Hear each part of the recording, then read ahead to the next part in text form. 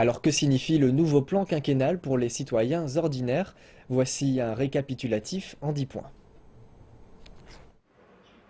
La Chine va mettre en œuvre un système de protection environnementale plus fort. Toutes les agences de protection environnementale au niveau provincial conduiront une gestion verticale pour l'air, l'eau et la protection des sols. Des progrès seront réalisés dans les assurances commerciales aux soins des personnes âgées et les plans de retraite d'entreprises ou professionnels. Le système d'assurance sociale sera amélioré pour couvrir tous les habitants de la Chine. Le gouvernement créera des logements de base pour les habitants et optimisera la structure de l'offre et de la demande de logement. 50 millions de nouveaux emplois devraient être créés pour les résidents des villes. L'entrepreneuriat et l'innovation sociale seront encouragés.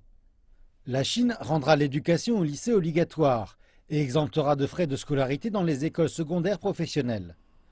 Le pays vise aussi à doubler son PIB de 2010 et son revenu par habitant à la fois dans les villes et dans les zones rurales d'ici à 2020.